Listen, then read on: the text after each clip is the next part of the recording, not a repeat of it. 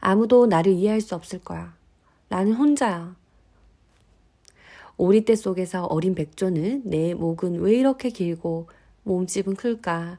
왜 깨깨 소리가 안 나올까 자책한다. 백조는 오리들에게 맞추려고 일부러 목을 구부리고 날개를 움츠린 채 구석에서 입을 꾹 다문다.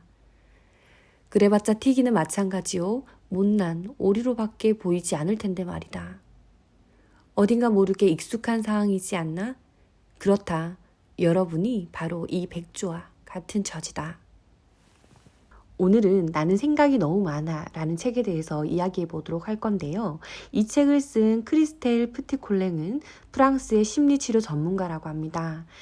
심리 언어 프로그래밍, 에릭슨 체명 등 다양한 치료 요법에 대해서 전문적인 훈련을 받아왔는데 특히나 정신적 과잉 행동과 심리 조종자에 대한 탁월한 식견을 바탕으로 지난 20년간 활발한 강연과 집필 활동을 펼치고 있다고 하는데요. 이 책에 따르면 세상 사람들은 둘로 나뉜다고 합니다. 보통 사람과 생각이 많은 사람. 이렇게 나뉘는데 보통 사람들은 순차적 사고방식으로 생각을 이어간다고 합니다. A 다음에 B가 나오고 B 다음에 C가 나오고 이런 식으로 직선적으로 사고를 한다는 거죠. 그런데 정신적 과잉 활동인이라고 해서 다각적 사고방식으로 사고하는 사람이 있다고 합니다. 이들은 마치 나무 뿌리가 뿌리를 뻗어가듯이 이렇게 동시적으로 다발적인 생각을 이어가는 건데 이런 사고는 무의식적으로 자연스럽게 이루어지고 그 속도가 매우 빨라서 생각 없이 바로 답이 나온 것처럼 보일 정도다. 천재적 직관이나 신속한 의사결정은 이런 식으로 나온다며 골칫덩이로 생각했던 당신의 머리가 사실 엄청난 슈퍼브레인이라고 말합니다. 그러면서 까미우라는 여성에 대해서 예를 드는데요. 까미우는 사회생활을 시작한 후에도 남들과 좀 달랐다. 자신이 진심으로 흥미를 갖거나 중요하다고 생각하는 것은 언제나 또래들의 관심사나 대화 밖에 있었다. 어쩌다 파티에 참석하면 문득 묘한 괴리감을 느끼면서 이렇게 허무하고 거칠에 불과한 모임을 왜 재밌다고 하는 걸까라는 생각에 빠지곤 했다. 그럴 때마다 카미우는 집으로 빨리 돌아가고 싶은 마음이 굴뚝 같았다. 이런 사람은 카미우만이 아니다. 다양한 연령대의 수많은 사람들이 카미우처럼 주변 환경과 또래와 따로 노는 느낌을 받으며 그로 인해 머리가 복잡하고 괴롭다고 호소한다. 이들이 반복적으로 쓰는 말은 다음과 같다. 난 생각이 너무 많아요. 성격이 까다롭고 쓸데없는 일로 끙끙 앓는다는 말을 자주 들어요. 머릿속이 늘 복잡해요. 가끔은 생각을 멈추고 싶어요. 나만 다른 별에서 온 것 같아요. 내가 낄 자리는 없는 것 같아요. 사람들에게 이해받지 못하고 있다는 느낌이 들어요. 남들보다 똑똑하기 때문에 고통스럽거나 불행하다고 생각하는 사람이 있을까? 그들은 의심, 의문, 매사에 날카롭게 반응하는 의식, 사소한 것 하나 가벼이 넘기지 못하는 감각이 지긋지긋하다. 그들은 생각을 멈추고 싶다. 하지만 무엇보다 괴로운 것은 자신이 남들과 다르고 세상이 자신을 이해해주지 않고 상처만 입힌다는 느낌이다. 나는 이들을 영재라고 부르자는 입장이다. 하지만 내가 영재성을 운운하면 대부분의 독자가 서둘러 이 책을 덮어버릴 것이다. 그래서 정신적 과잉 활동이라는 말이 차라리 낫다. 그들에게 거추장스러운 왕성한 지적 활동, 정서적 흥분을 그런대로 잘 나타내는 용어이기 때문이다. 운해형 인간이라는 표현도 좋아한다. 어쨌거나 이 책의 목적은 여러분을 규정하는 것이 아니라 여러분을 돕는 것이다. 나는 여러분이 스스로를 이해하고 자기 모습 그대로를 받아들이고 들끓는 생각들을 품고도 평온하게 살아갈 수 있도록 돕고 싶다. 거부에 대한 두려움. 우리는 어디까지나 본능적이고 잠재적이고 동물적인 감에 의해서 사회적 거부를 죽음까지 초래할 수 있는 위험으로 받아들인다.